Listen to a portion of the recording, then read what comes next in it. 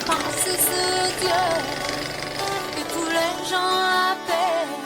Oh, dis-moi, dis-moi, dis-moi, dis-moi, ce soir,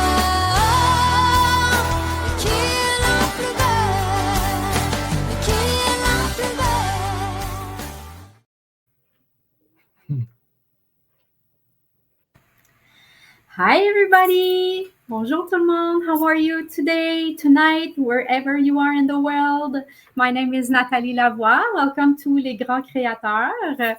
So tonight I have a subject that I really love and I cherish in my heart. We are going to talk about elderlyhood because aging is very important that we talk about that, and that we talk about the spirituality of aging and all that it encompasses this.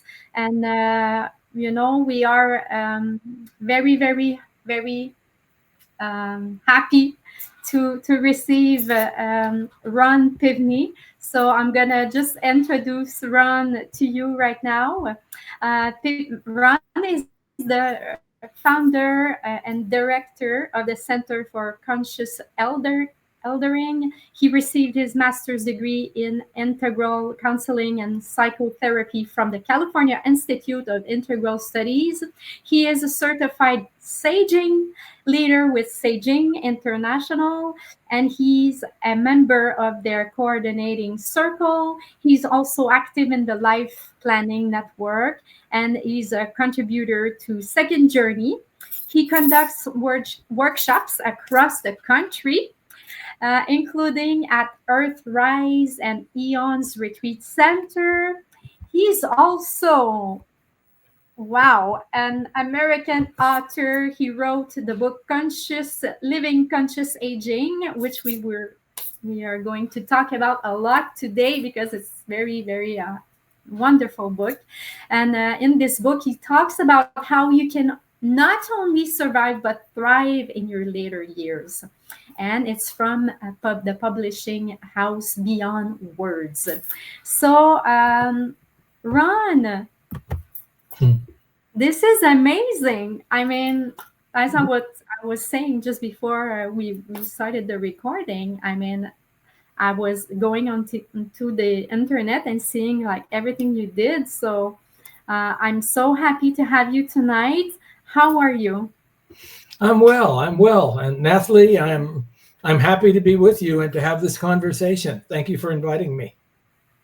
You're so welcome, because, like I was saying too, I'm in my 50s, my early 50s, and I need to have this conversation right now, because the conversation we will have, everybody needs to have it in a certain stage of their life.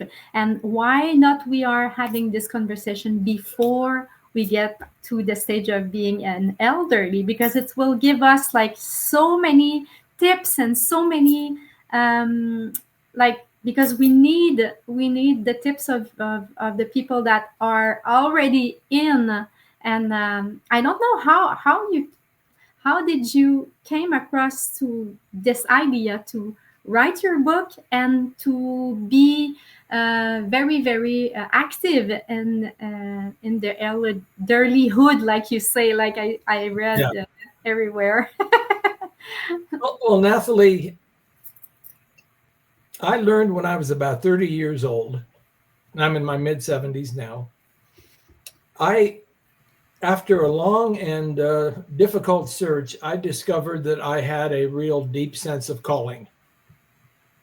Something that brought me alive, that made the best possible use of whatever wisdom I have, whatever training I have, my lifelong love and appreciation of the natural world. And I learned that the way that I could best fulfill this calling was to work with people who are going through major life transitions, major life changes, and to help them experience rites of passage so that they can move through transition and really grow through the process.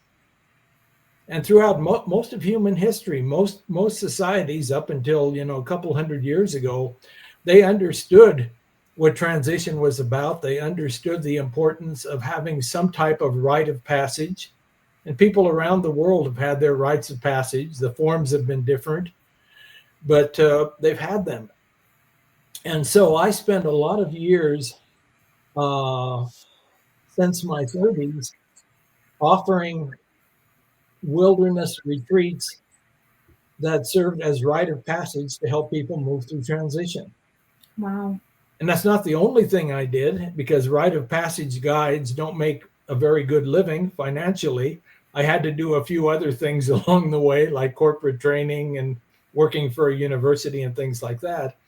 But my love and my joy always came from helping people move through transition with rites of passage. And fast forward a few years, and I get to be in my early 50s, and I began to become aware that, lo and behold, I was aging.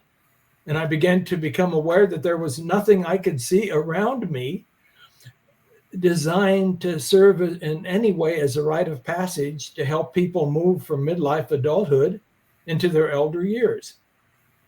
And so I began to realize that and think about it. And right about that time, two wise elders who were 15 years younger than me, who had learned about my work, invited me, and they said, "Hey, would you join us? Because you know all about rites of passage." And they were wise elders, which I wasn't at the time. And they said, "Let's create some kind of a retreat that would take place in nature, maybe a week long, to help people consciously and intentionally move from being midlife adults in the direction of elderhood." And so we created these retreats called Choosing Conscious Elderhood. We offered them. They were incredibly fulfilling for the participants. I learned a whole lot. And along the way, my wise partners got to an age where they couldn't do the work anymore. They passed the torch to me, and I took it, and I started the Center for Conscious Eldering back about 18 years ago or something like that. Wow. Along with 3 or 4 very special partners, our small little organization offers meaningful programs that we present as a rite of passage kind of experience to help people move into elderhood rather than merely growing old. There's a big difference between those two. And that's what my work is, and my writing and everything I do is all about. I love it because the words are so powerful. When you say spelling in English, it's a kind of a spell. When you speak, when you say your thoughts out loud, it means something. And yes, the difference between getting old and conscious elderly. Yes. Yeah. This is powerful. So you can you say that you are kind of giving the people their power when you're doing that? Oh, definitely. Definitely, Nathalie. And because, elders throughout history have always offered a place of esteem. They were recognized, they were honored because of long lives and wisdom gained and a real commitment to growing, so that by the time they become elders, they could serve as models for the younger people about what it is to age really well and to use all of your years until your final breath to be growing and being somehow of service to your community. And so, that's having a strong sense of purpose and acting on that and being honored for it is very, very empowering for older people. But unfortunately, in today's modern world, in most societies, except for, some of the remaining indigenous societies, there is not really much of an honored role for older people anymore. And I live in the United States, but I imagine it's not a whole lot different in Canada where you live, that so many older people don't have an honored role. And they are mostly seen, when you talk about aging in this country, at least in the United States, most of what you hear is how older adults are going to be a drain on the economy. Yes. It's almost like aging is some kind of a disease or something instead of something to be honored. But that can be changed, because it is so possible for people to age and to grow into elderhood. But that takes the recognition that that's even possible, which is a whole different paradigm than our culture surrounds us with. And it takes some commitment, because it takes some work. It takes intentionality. It Yeah. takes a willingness to grow outside of our comfort zones and to grow into something bigger that we can become, but we have to work at it. And so conscious eldering is the process. It's really a verb. It's a process of growing into the potentials of our elderhood. And those potentials are deeply embedded in all of our souls. I think they're archetypal. And when we get to a certain age, somewhere in the 60s or whatever, these elder energies want to start to emerge, and they call us. But we have to recognize the call. We have to find some support for honoring that call.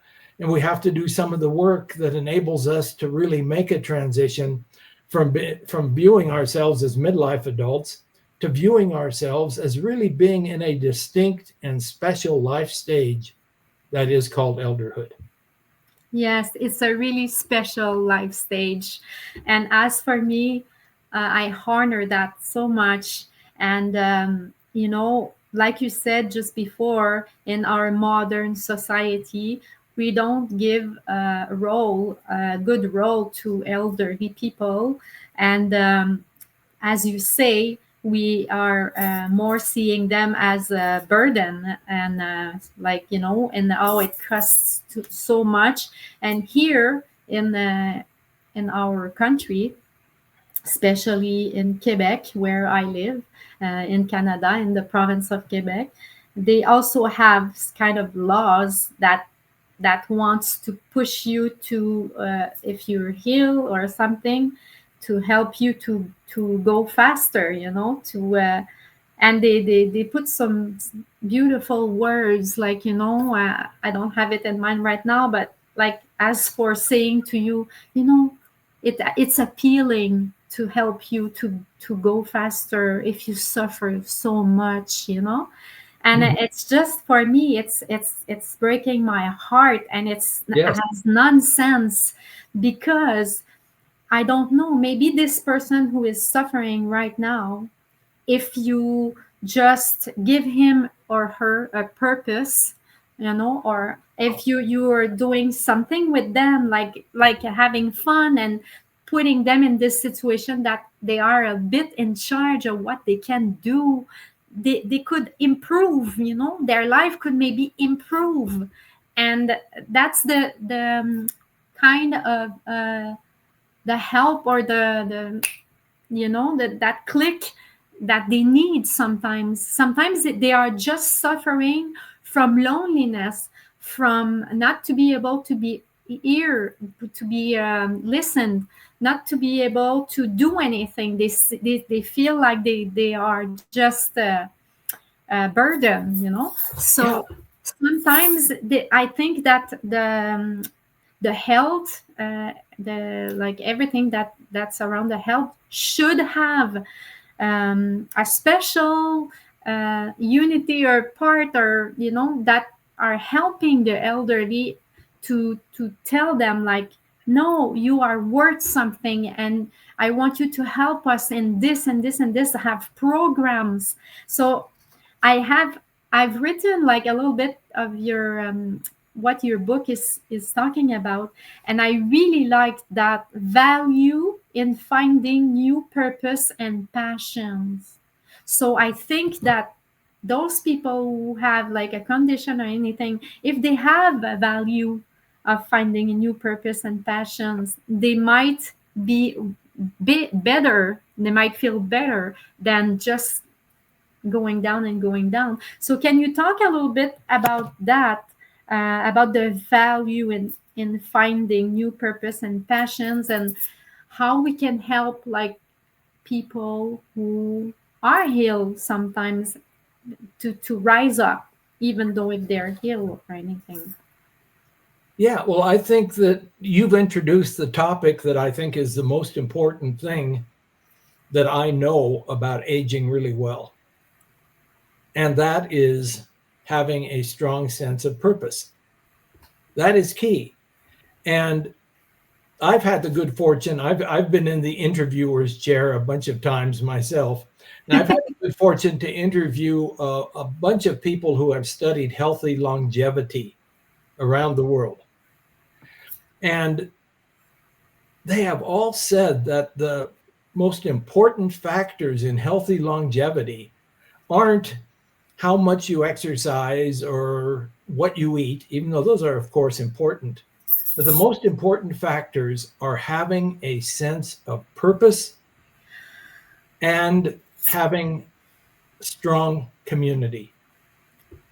Yes, And almost uniformly, purpose is defined as something like a reason for getting up in the morning that is bigger than just yourself. exactly. A reason that where you see that, hey, this day I have an opportunity to make a positive difference in my world.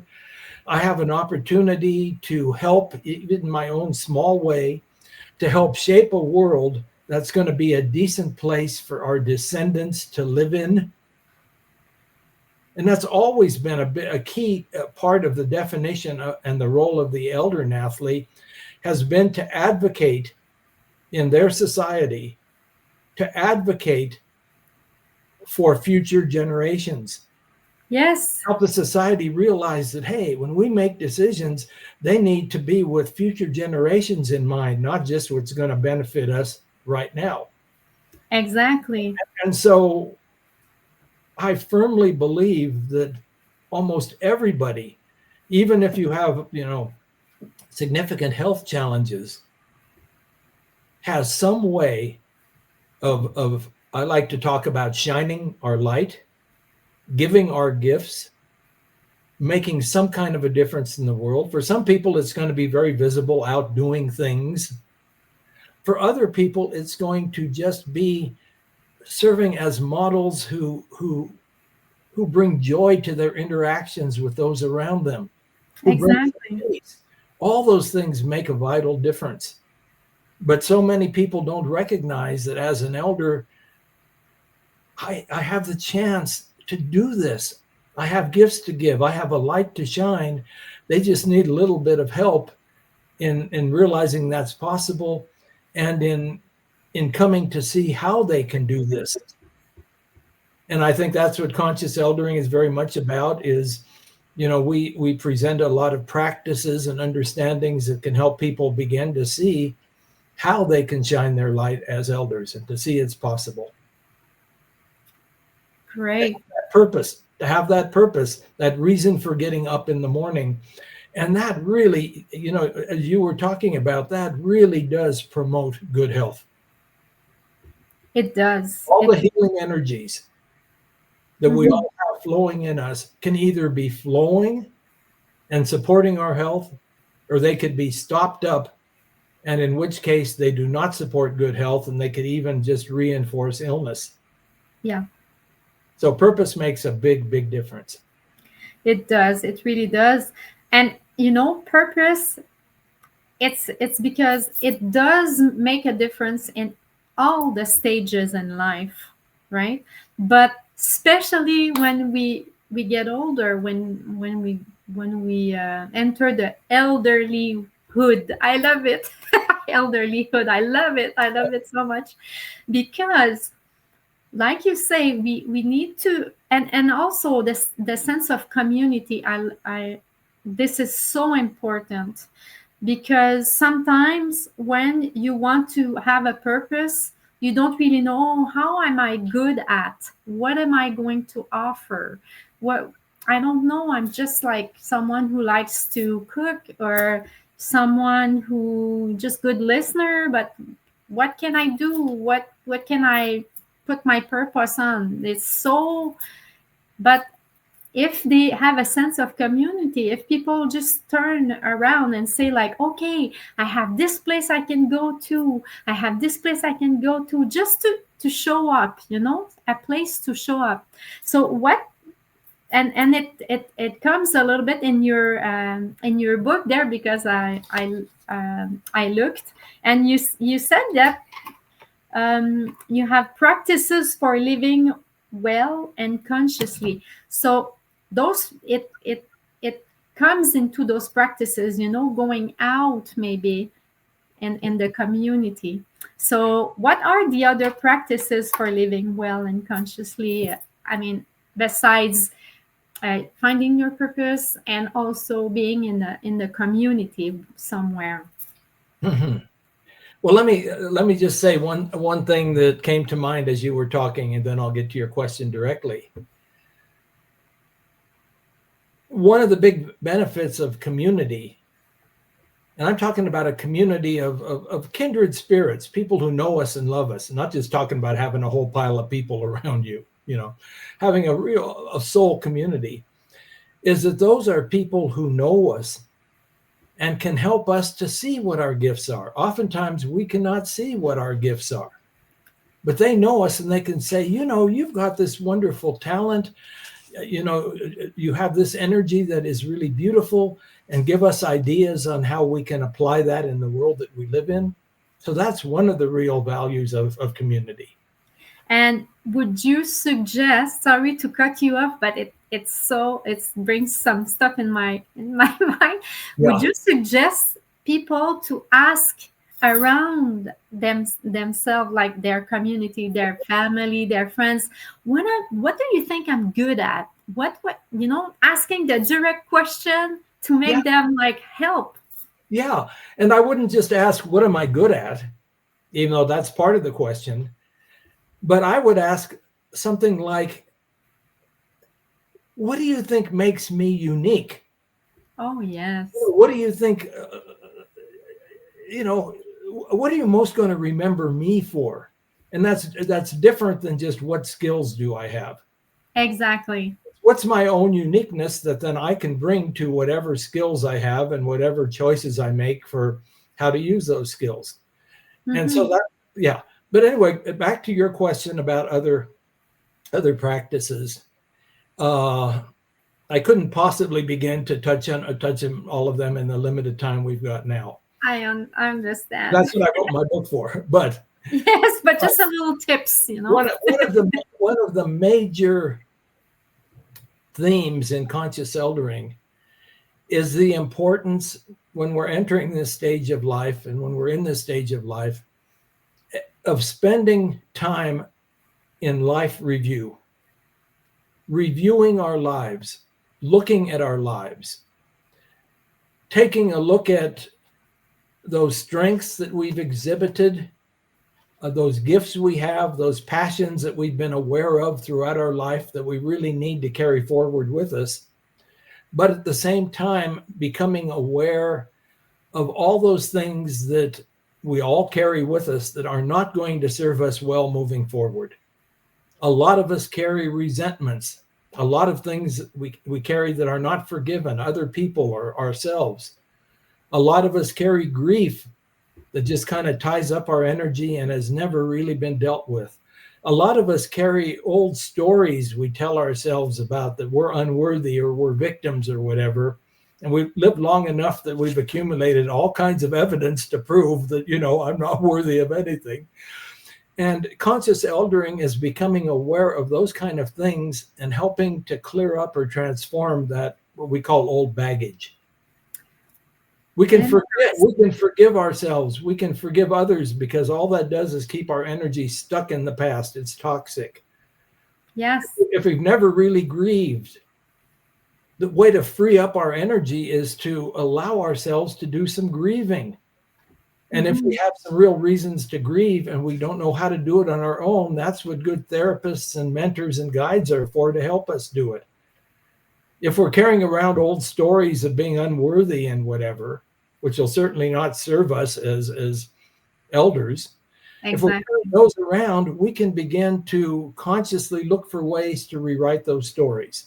And just to give an example, we've all suffered woundings. We've all been wounded along the way. We can carry that with us until the day we die. Oh, poor me, I've been wounded. And that's been so terrible. Or we can begin to look at how is it that those wounds somehow helped me to grow? How is it that they somehow helped me to become, I'm sure many of your listeners are familiar with the concept of the wounded healer. How did those wounds somehow help me to develop strength and develop compassion and develop wisdom and develop gifts that then I in my elderhood can share with others? I can share with younger people to show them how to live well. And so how have all the experiences of my life been part of an ongoing journey of growth rather than just a bunch of random stuff that happened to me? Exactly. As we rewrite that story, all of a sudden we become incredibly empowered because we see, wow, we've had a ton of experiences that have shaped us and given us some real wisdom, and we can draw on those to be of service to younger people in the role of mentor. You know, elders have always been mentors to the youngers. We can use that to help us just better make wiser decisions moving forward. They can be empowering in very ways. So that's a big part of the work of conscious eldering, is doing all this kind of work of life review. Yeah, I love it. So writing, have a kind of a side book where you can write your conscious your thought about your history in your life, and Yes. I love that. I really do love it because we have a tendency to see kind of a penny, but only check the on the one side of the penny, but there's only two sides, even three, because this side of the penny has a story too. So we have to think a little bit out of the box, and we have to see two sides. Yes, I've been wounded, I have suffered. Some people we have to get out of the victim and how do you say victim mode, Yes. We have to get out of it and then start to create with who we are. What this experience in my life get me? I'm wiser, I'm stronger, I can help those people who've been through what I've been through. Yes. So Yes. is there also another practice that you are teaching or showing to people about, like, you've been through some very hard stuff in your life, so take this and help other people like you? I don't know. Take this opportunity to put your experience, because you are a specialist of your own life, of your own experience. And so I guess the practice is to acknowledge that I have grown and I have learned a lot, and that rather than accepting a societal message that I have nothing to give, every day, I think a beautiful practice, Nathalie, that I encourage everybody to do, everybody who's entering elderhood at any point in life, I think it's a beautiful practice. And that is to try to cultivate an attitude and a commitment that every day when we wake up, our biggest priority, our number one priority, is going to be that somehow today I'm going to grow as a person, and somehow today I'm going to be of service. And if it takes cultivating, it's a whole way of being that we have to work at. But when we have that particular mindset, then we're looking for opportunities to be of service, to use our gifts and wisdom in any ways that show up for us that particular day. And by doing that, we're creating a strong sense of purpose.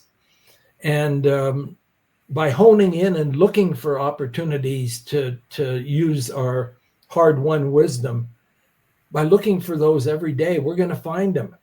And Lord, we're surrounded by opportunities, by needs to somehow share some of our wisdom. And so that practice of every morning waking up, somehow today I'm going to grow and I'm going to serve. And at the end of the day, looking back and saying, okay, how did I grow today, even a little bit? And how was I of service, even a little bit today, is a really powerful mindset and practice there. Yeah, I love it. And it's in perfect aligning with your conscious, being conscious and saying to yourself, like giving to yourself some little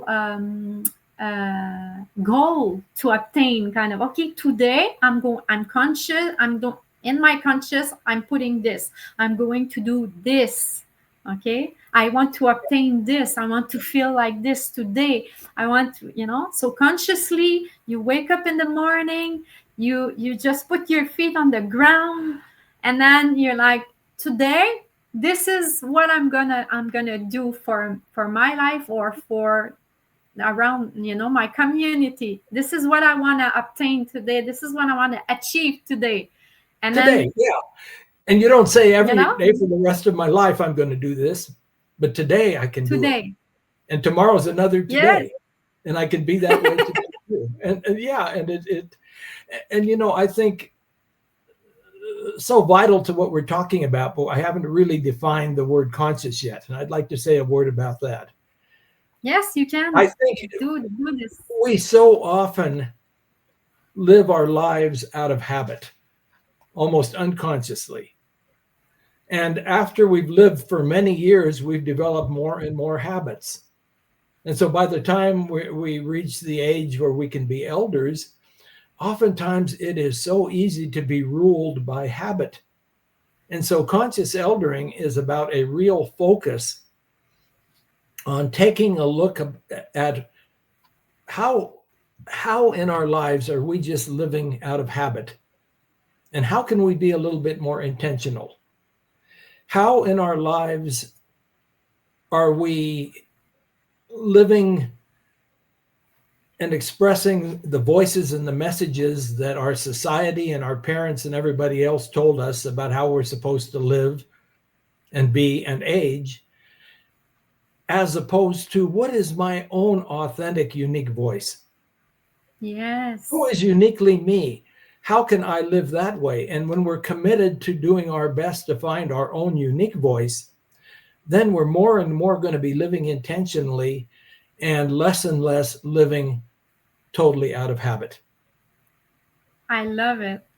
It's like you're saying to people, like, take the wheel, Yeah. Take the wheel. It's your own car, your own, drive it, and put your hands on the wheel and have, like, just this moment, like, think about where are you going to go right now, and just like feel like, just to know, like, where I'm going to go there, today, like, so right. You have a purpose, and you have and it's not too hard, because you're just taking the wheel for today, and you say, I'm going there, and then, and if you don't reach your goal, maybe you can be happy on the step you took, Yeah, that's right. Right. Right. And then maybe tomorrow I will be able to arrive, And don't want to be too fast, just like take the time, but have a goal, have a little take the time. And that leads me to want to say a little bit about one of the key understandings. Many people tell me the most important thing they get out of coming on our retreats or reading my book is what I'm about to talk about now. When you're going through a major life change, like the change from being, an active working adult with a career to moving toward elderhood, where a lot of things have changed. When you're going through that kind of a change, there's always an in-between time when you're not quite who you used to be, and you don't have clarity about who you're becoming. And so you may not know what your goals are. You may not know what you're shooting for, but it's okay, and it's important to allow ourselves some time to just not know. And you said Yes. slow down. You said you don't always have to be racing. To sometimes just be quiet and let it be okay to not know.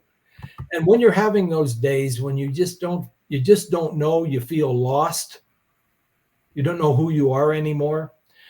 Those are times when it can be so important to spend a lot of quiet time, because that voice of guidance within us is not something you hear when there's a lot of noise, either internal or external. Get away from our devices, go and spend time in nature. And that's such a big part of what I write about. If you read my book, you're going to read a lot about it.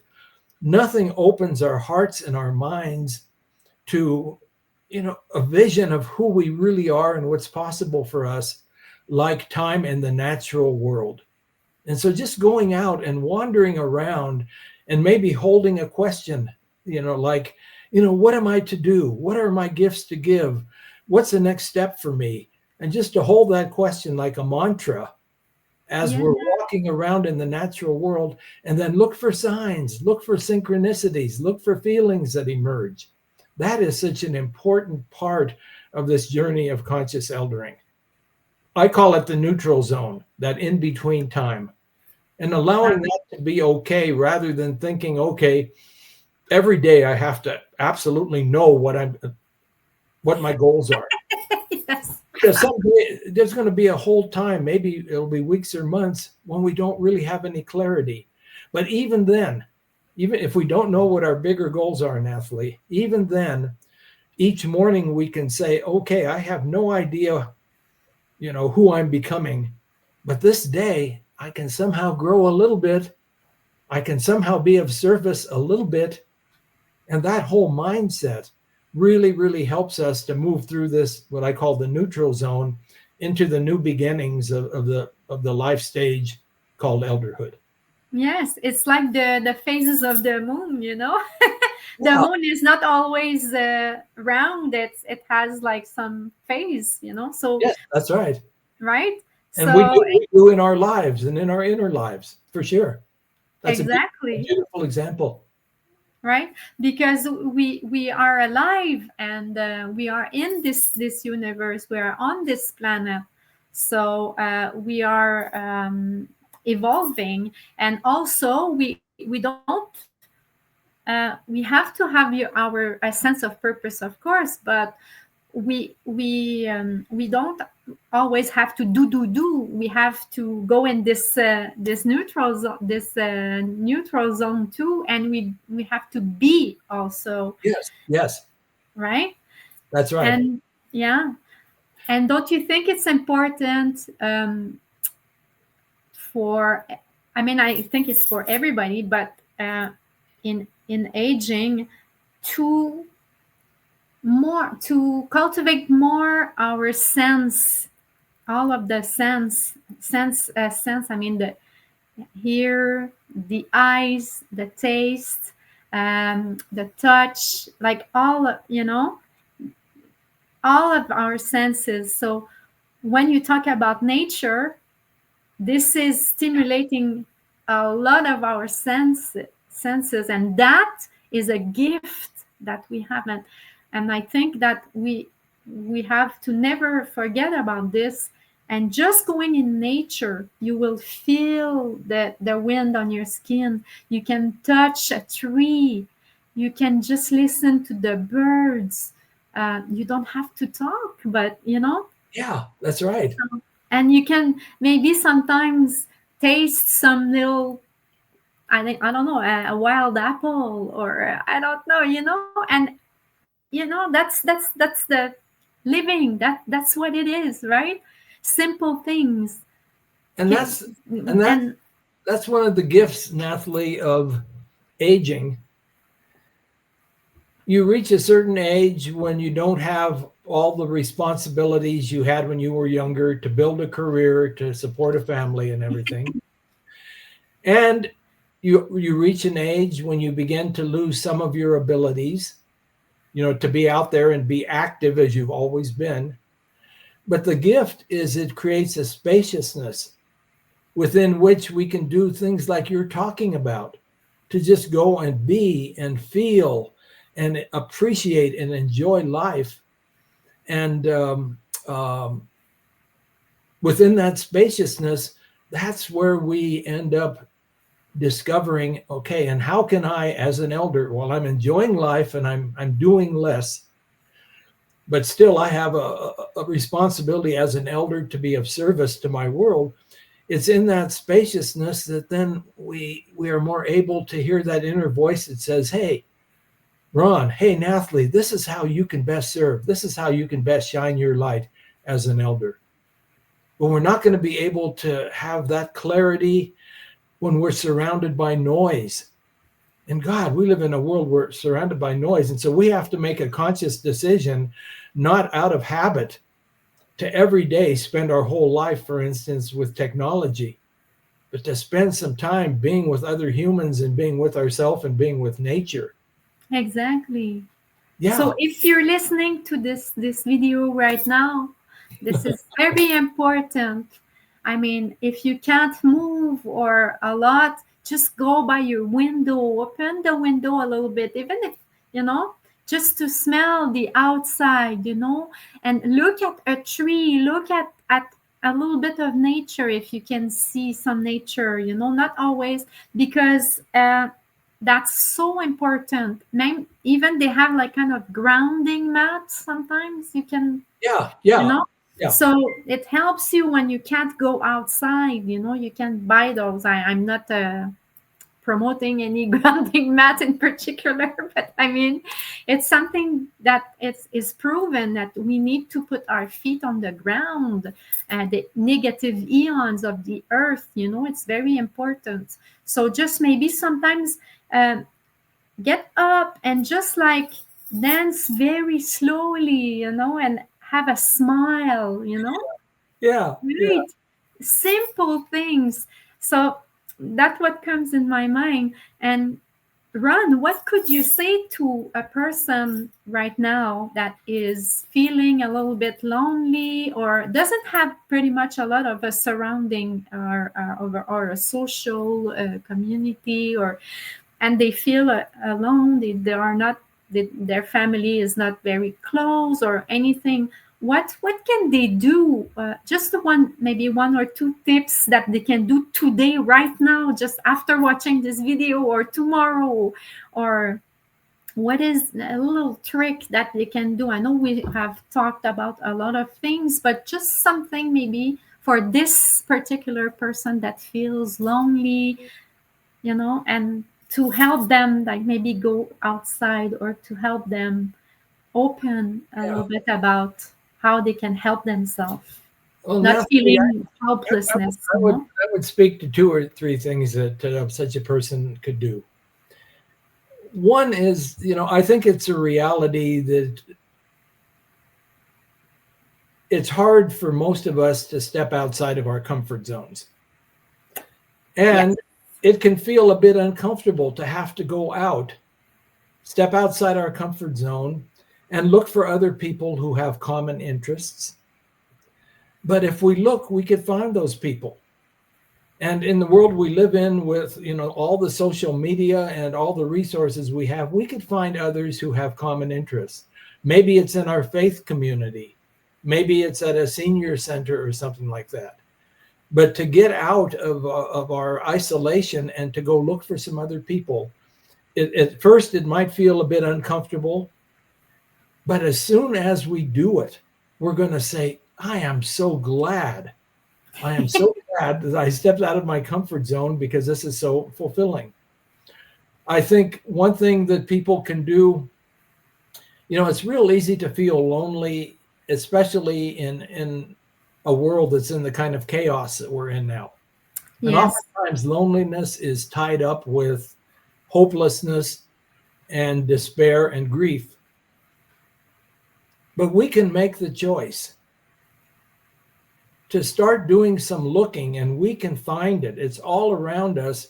examples of projects that people are doing around the world, research is being done, ways to get involved that are positive and that are life affirming. But we need to look for them. We're not going to find them on mainstream media, but we can begin to look for them. And as we do, it raises our sense of hope, and it also can inspire ideas that, hey, this is happening, and maybe there's some way that I could play a small role in tapping into that, getting in touch with some of those people doing some incredible things, maybe seeing if there's some way we can volunteer for their organization or something. I was thinking about that. Volunteering. Yes, exactly. I can't think of a better way to get outside of ourselves and our own loneliness and isolation than taking our minds off of just ourselves and thinking of how today can I somehow be of purpose? And it shifts everything in a big way. But always have in mind the goal that I need to find some other people that can be a real soul community for me. Always be looking. And, I really believe, Nathalie, and I'll bet a lot of your listeners do too, that if we carry a strong intention, like the strong intention that I'm going to find some other people who can really help feed my soul, and I could be a true friend to them. If we carry that intention, we're going to kind of magnetize those kind of people to us. So we got to carry that intention and be looking for opportunities to have some community. But the bottom line is we got to step outside our comfort zone, even if it's uncomfortable as hell and we're lonely as hell. Stepping outside is going to shift a whole lot of things for us. Yes, I'm totally resonating with that, Ron. Mm-hmm. And also what came in mind is when we talk about volunteering, that's very important. And all the stage of the life, volunteering is so important. But what could you say also to all of those companies or all of those social places or whatever, or companies, or what can you say to them to make them understand that they have a role too in how can I put this, not accepting all different ages, all different kind of people, and to give a role to elderly people to be a part of helping their elderly. So what a company can do to improve their sense of oh my gosh, okay, I'm doing this in the company, but maybe some people can help in another way. So what can they do to integrate more elderly people, or Yeah. Well, there's an increasing amount of research and evidence now that is showing that employers that draw on the gifts of all the generations and not just young people end up having more successful companies. And I think, let's be honest, Nathalie, what speaks to companies, to big business, is money. And if you can help them to see that, hey, there is a lot of reason to believe that if you start to draw on some of the talents of older people, they're going to be different talents than the younger people, but they're going to be talents that can really help your bottom line. And when you show them that kind of evidence, then that's what they listen to, And so that's the main thing I could think of. Elderly lobbyists for the companies, soul lobbyist, I don't know how to call it, but that this is such a great, yes, because the wisdom of the elderly people, that's what it's hard to what can I say? When we are human beings, we all know that the body will unfortunately decline but our wisdom is uprising, right? So That's right. That's right. it's like, so we can use like the wisdom and the soul and the how everything that we are, like even if the body is not there right now, we can help on another level. So companies should really have like a wisdom counselors, and I Yeah, don't know. that's right.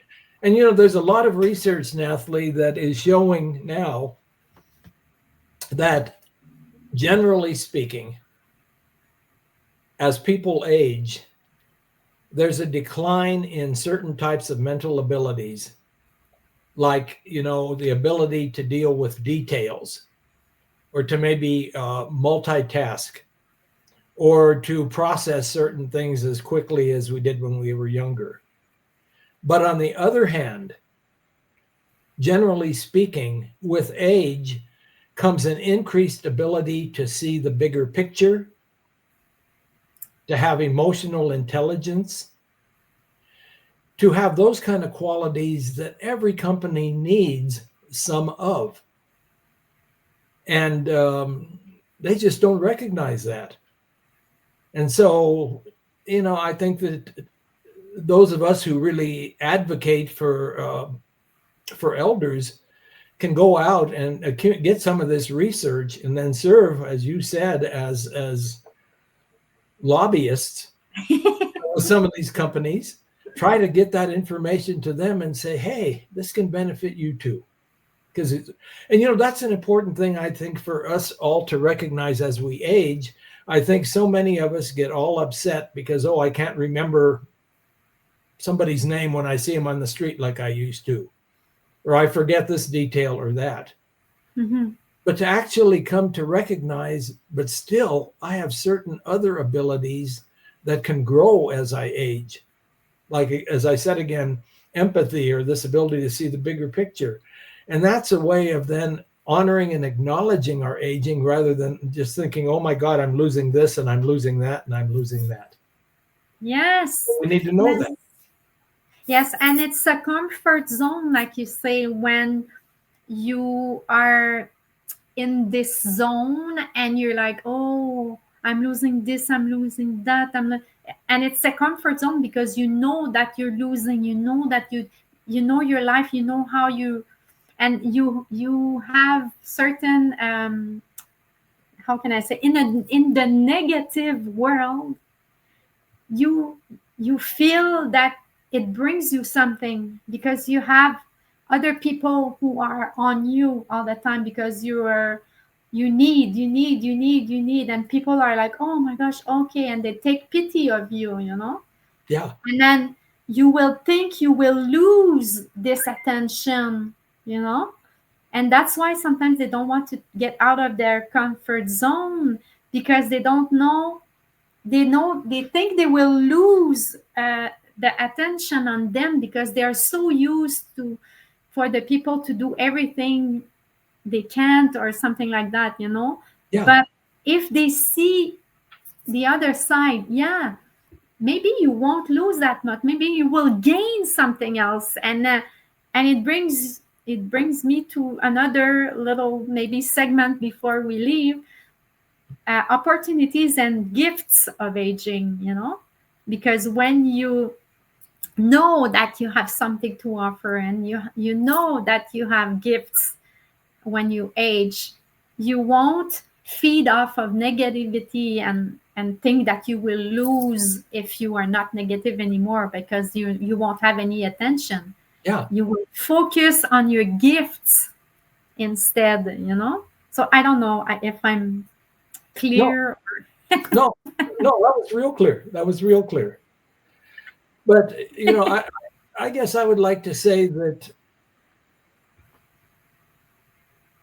I really believe, and many teachers that I really respect, as being wiser than me, really believe that aging and elderhood have the potential to be the pinnacle of our emotional and our spiritual growth.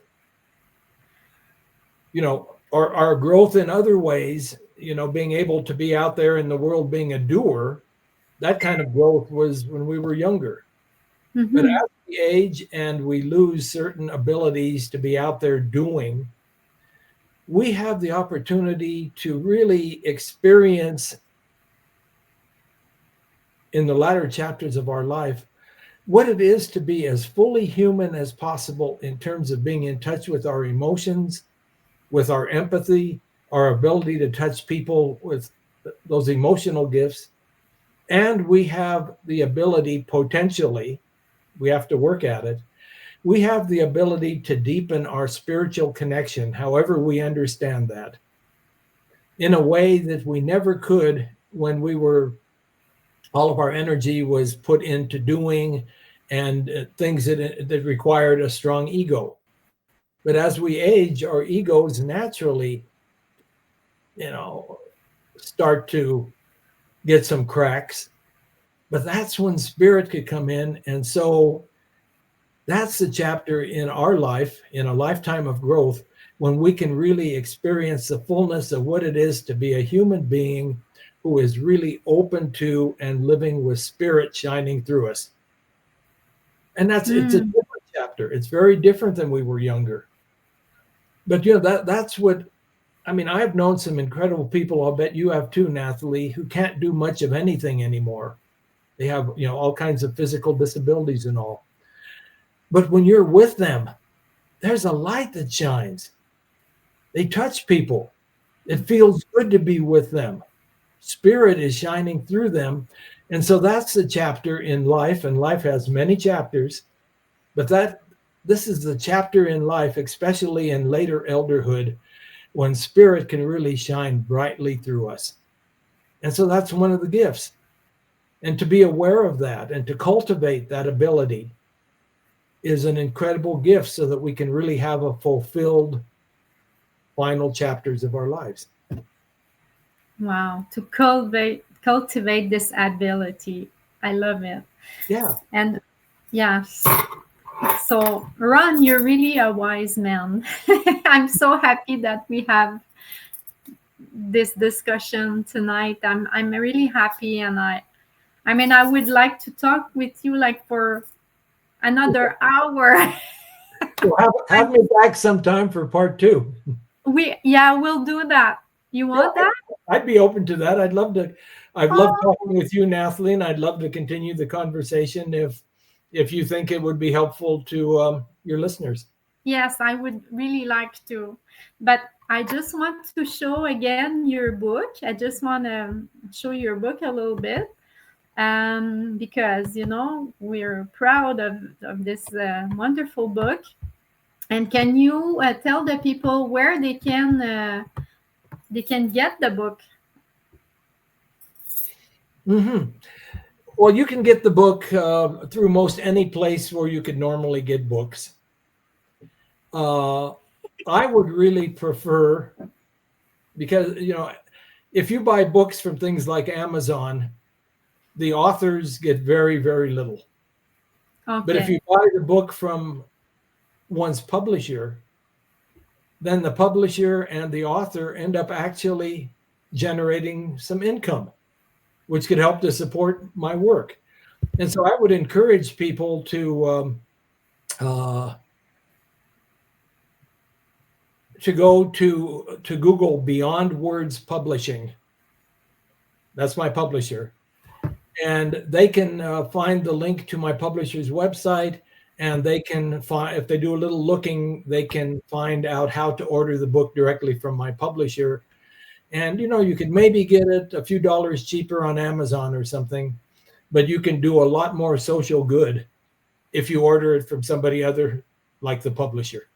So anyway, that's my Exactly. little promotion there.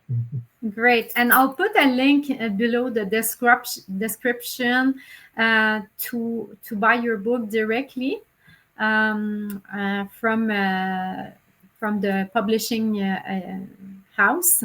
So I will put the description. They will send it to me. So I will put it in the description. And Well, I want to ask you before we leave, what is it that you want to tell the world, like the elderly and like everybody that are listening? What is your kind of wisdom word that you want to say, or anything you feel like you want to share right now? I'll say a couple of my words that I'd like to share, my favorite quote. Okay. And my words are that there is much more possible for you in the later chapters of your life than you're probably aware of. And so, whether it's buying my book or whether it's as a result of this interview, going out and, doing other research, but look for resources that'll help you to see what's possible for you. Because if we don't believe it, we're not able to live it. So look into some of these possibilities. And my work, could be one way of helping you to grow with that. And the quote I'd like to share is from, are you familiar with the philosopher, theologian who was a primary mentor to Martin Luther King Jr. named Howard Thurman? No, I know Martin Yeah. Luther King, but not this Well, he was person. an incredibly wise man. And his message, I think, is my most important message. And that is, when you're trying to figure out how to give your gifts, and here's where the quote starts. Don't ask what the world needs. Ask what makes you come alive, and go do it, because what the world most needs is people who have come alive. Wow. Yeah. This makes my eyes very Mine too, Nathalie. wow. This is touching. I love it. I mean, wow. I will write it down. This is very touching. Thank you, Ron. Thank you for this moment we had together. Thank you for your openness, for your wisdom, for all the tips you gave to us, for your book. Thank you for who you are. Thank you for like doing what you're doing, because you are not only a writer, an author, but you're also giving so much of your time doing workshops and everything and lectures. So thank you. Please continue doing what you're doing. And thank you for coming to my Les GreatCreators, the Great Creators. And I wish you a really nice day. And let's go for part 2. I don't know when, but we're gonna book that that part 2 pretty soon. Thank you. It's been an honor to talk with you. And I wish you and your good work well, and I wish all of your listeners well. Thank you very much. So on that, bye-bye, everybody. Like I always say, I say rock and woo. That's my mojo. And I love you so much. Thank you for watching tonight. And I look forward to give you some other great interviews. And have a really, really nice day or night wherever you are in the world. My name is Nathalie Lavoie. I love you so much. Bye-bye. Bye-bye.